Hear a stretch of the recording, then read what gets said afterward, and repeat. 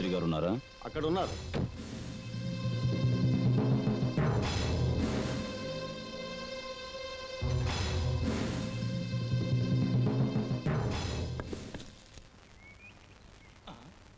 మీ అబ్బాయి మా ఏరియాలో ఒక అమ్మాయిని లవ్ చేశాడు. ఆ పిల్లనే పెళ్లి చేసుకుంటానని మాటిచ్చి మోసం చేశాడు. పెళ్లికి లగ్నం ఎప్పుడు పెట్టించమంటారో అడుగుదామని వచ్చాను. ఊరు పని అయితే అన్నగారు పట్టాకత్తి చేత్తో పట్టుకుని తిరుగుతాను విన్నాను. ఇప్పుడేమిట్రా అంటే పంచాంగం పట్టుకుని పెళ్ళిళ్ళ పేర ఇలా తిరుగుతున్నారు. బ్రోకర్ అయ్యారా? పట్టాకత్త పంచాంగం అన్నది ముఖ్యం కాదు, ఎందుకు తెచ్చావన్నది ముఖ్యం.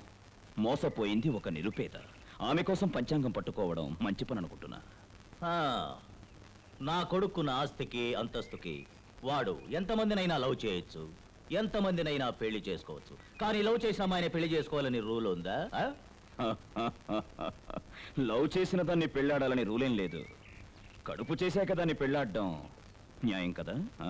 అలాగా? మావాడు ఆరేంజ్కి పోయాడా?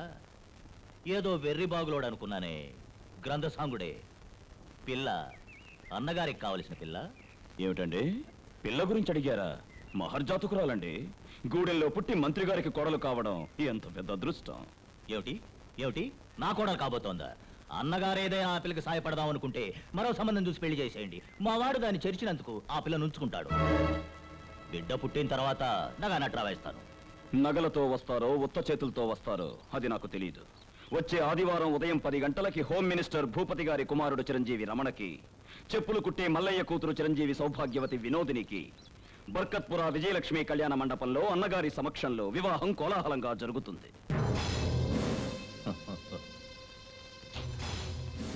ఆ దేవుడు కూడా ఈ పెళ్లిని జరగకుండా ఆపలేడు. ఇది చెప్పడానికి వచ్చాను.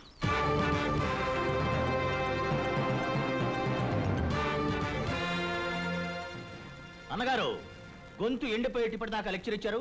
కాఫీ తాగెళ్ళండి. ఏమండి, కాఫీ పెళ్ళయ్యాక తాగుతానండి. అబ్బాయి, అన్నగారు ఏదో ఆటం బాంబు వేసాడు. ఆయనకంత దమ్ముందా? ఆ పెళ్లి చేస్తాడేమిటి? అన్నగారు మహామొండి ఘటం. వాడు పట్టుబట్టాడో కడుపులో ఉన్న పిండాన్ని లాగేస్తాడు. మా వాడిని గాంధీనగర్ బంగ్లాలో దాచిపెట్టండి. వాడున్న స్థలం ఎవరికీ తెలియకూడదు.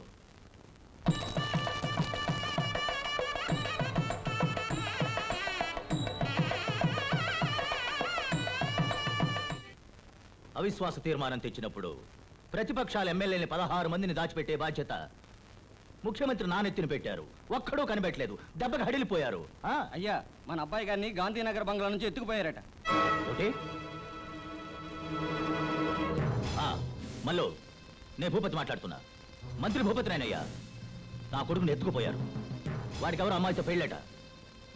బర్కత్పుర విజయలక్ష్మి కళ్యాణ మండపంలో ఉదయం 10ంటికి. నువ్వు ఎలా చేస్తావు ఏం చేస్తావు తెలియదు. ఈ వివాహం జరగకూడదు. నా కొడుకుని ఇంటికి చేరిస్తే చాలు, మిగతా నేను చూసుకుంటాను.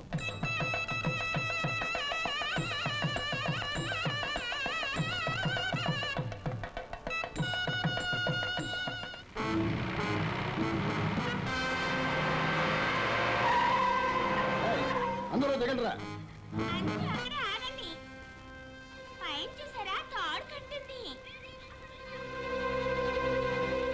ఇది అన్నగారు కట్టిన తాడు. మీలో ఎవరికైనా గుండె ధైర్యం అనేది ఉంటే ఈ తాడు దాటి లోపలికి వెళ్ళండి చూద్దాం.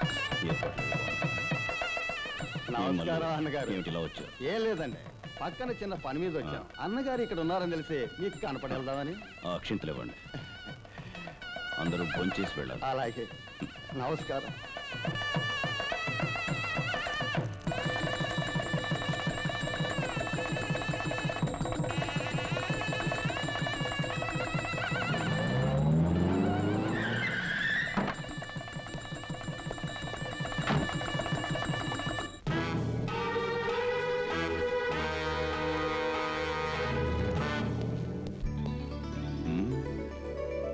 అన్నగారు, ఈ అమ్మాయి నేను నిజంగానే లవ్ చేశాను. కానీ మా నాన్నగారంటే ఉన్న భయం వల్లనే ఈ అమ్మాయిని వద్దన్నాను. ఇకపైన మీరే నాకు దిక్కు.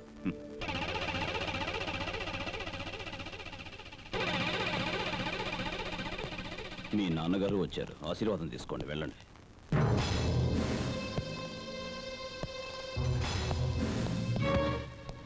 నన్ను అవమానించి ఆశీర్వాదం కావాలా నీకు? ఇంతవరకు నన్ను పర్సనల్ గాను రాజకీయ పరంగాను ఎంతో అవమానించావు. నేను అది పట్టించుకోలేదు.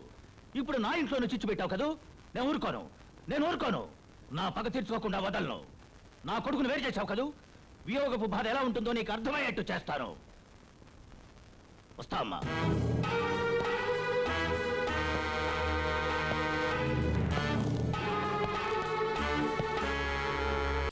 ఫు, 20 ఏళ్లలో ఒక్కరోజైనా మంచిది ఇచ్చావురా.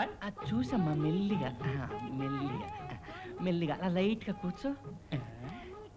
ఎవరిది? మా పెద్దమ్మ గారు అమ్మాయి మంగండి. నమస్కారం. ఇటున్నారమ్మా. ఈ పిల్లకి రేచీకటండి. సాయంత్రం అయితే కళ్ళు కనిపించవు. ట్రీట్మెంట్ చేయించాలని ఊరుకు తీసుకొచ్చాను. పక్కనే రూమ్ మాట్లాడాను. కీ తీసుకొస్తాను, కొంచెం చూసుకుంటారా సార్? ఆ పిల్ల ఏదైనా ఆశపడి దారిలో పోయేది అడిగితే కొని పెట్టండి సార్. రేచీకటి అన్నావు, రోడ్లో పోయి వాళ్ళు ఎలా కనిపిస్తారు? యాపిల్ ఆరెంజ్ అని అరిస్తే వినిపిస్తుందండి. కొంచెం కొని పెడతారా? వినిపిస్తుందా? మా అన్నయ్య అలాగే అంటాడు. ఎందుకు డబ్బు ఖర్చు? నాకు ఆ డబ్బు ఇచ్చేయండి. నిజమే.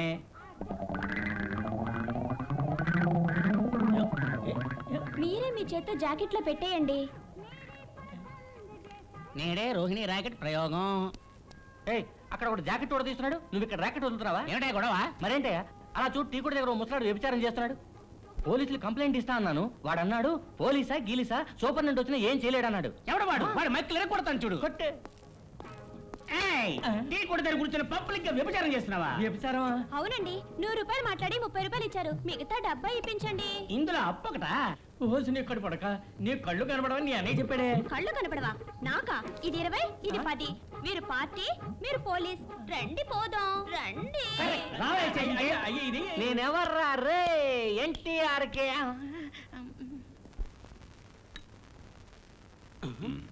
ఏంటిది? సేమియా ఉప్మాలాగా ఇడ్లీలో దారాలు వస్తున్నాయి. అది మీ తుండుగుడ్డది. ఓహో బెండే కదా, చూసుకోలేదు. ఏమండి, మనం దగ్గరుండి పెళ్లి చేసామే వినోదిని. అది కడుపుతో ఉంది కదా. కొత్త కాపురం ఎలా ఉందో నే వెళ్ళి చూసొస్తానండి. అందుకే అరిసెలు జంతికలు చేశాను. ఇదో కేసు. సుందరి, ఇలా రామ్మా. ఇది తీసుకెళ్లి కారులో పెట్టు. కాసేపు మాట్లాడుతూ కూర్చుంటే దాని మనసుకు తృప్తిగా ఉంటుంది. అది మీ ఆడవాళ్ళ విషయం, నువ్వు వెళ్ళవో. సరే. రేపు మగవాళ్ళ వ్యవహారం ఒకటి ఉంది, మనం వెళ్ళాలి. ఇద్దరం వెళ్దాం. ఏమండి, పిలిచారా? లేదు, నువ్వు వెళ్ళు. నమస్కారం. నమస్కారం అమ్మా. నమస్కారం అమ్మా. ఏం దుర్గమ్మ, పిల్ల సీమంతా బాగా జరిగిందా? మీ దయ వల్ల బాగా జరిగిందమ్మా. పని మీద వెళ్తున్నా. నమస్కారం అమ్మా. నమస్కారం. అమ్మా, కార్లన్నీ రెడీగా ఉన్నాయి. ఎక్కడికి వెళ్ళాలో చెప్పండి, ముందు మేము వెళ్తాం. నువ్వు గుడికి వెళ్ళడానికి కూడా నీకు సెక్యూరిటీ ఉండాలి. ఆయన కంటే అడుక్కుతేనేవాడు హాయిగా ఉన్నాడు.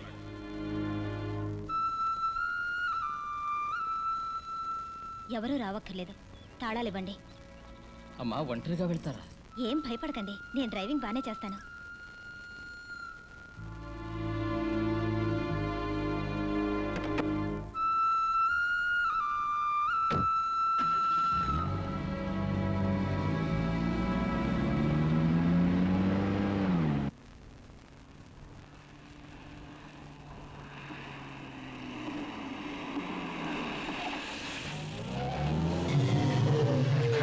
ఒంటరి వచ్చిందిరా. ఓ త్వరగా పో. త్వరగా పో.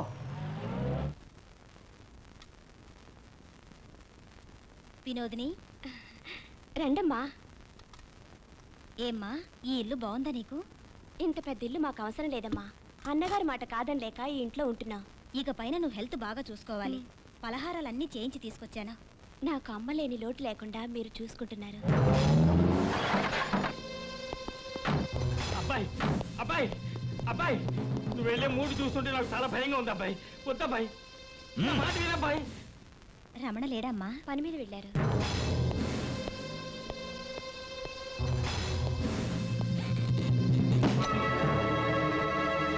ఆ రోజు మా కంపెనీ మీద నువ్వు కంప్లైంట్ చేసినప్పుడే నిన్ను క్లోజ్ చేయవలసింది. అది మా నాన్న చేసిన తప్పు. గోటితో గిల్లవలసిన దాన్ని గొడ్డలతో నరకవలసిన అవసరం వచ్చింది. నా కొడుకును నాకు దూరం చేసి ఇప్పుడు చుట్టరికం కలుపుకుంటున్నావా? నీ మొగుడికి నువ్వేగా లోకం. నిన్ను చంపేస్తే వాడి పొగరు దిగిపోతుంది.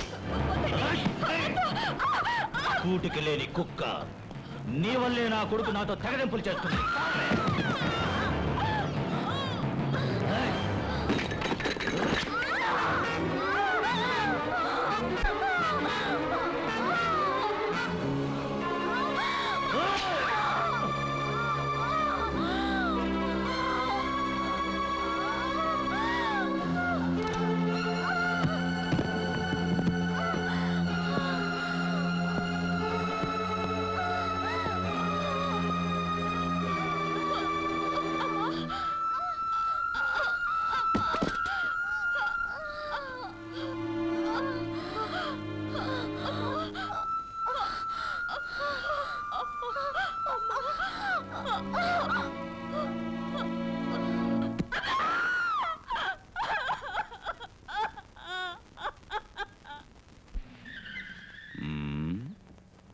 షామియానా కట్టి హడావిడిగా ఉంది. మన వర్కర్స్ అందరికీ కాలనీ కట్టే విషయం ఇవాళ ఓకే అయిపోతుందని గాయత్రికి చెప్పడం తప్పైపోయింది. నేనే స్వయంగా చెప్పాలనుకుంటే తనే అందరికీ చెప్పేసినట్టుంది. జనం అంతా పోగయ్యారు.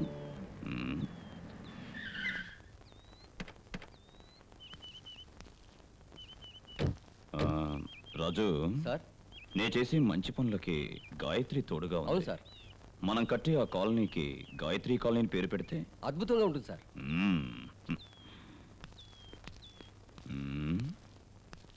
అందరూ అలా ఉన్నారేంటి? ఏదైనా సమస్య? చెప్పండి, అసలు ఏం జరిగింది? ఏం జరిగింది? కొంచెం మాట్లాడండి. నాన్న, అందరూ దిగులుగా ఉన్నారు. ఏ సమస్య అయినా నే లేకపోతే గాయత్రితో చెప్పొచ్చుగా. గాయత్రి!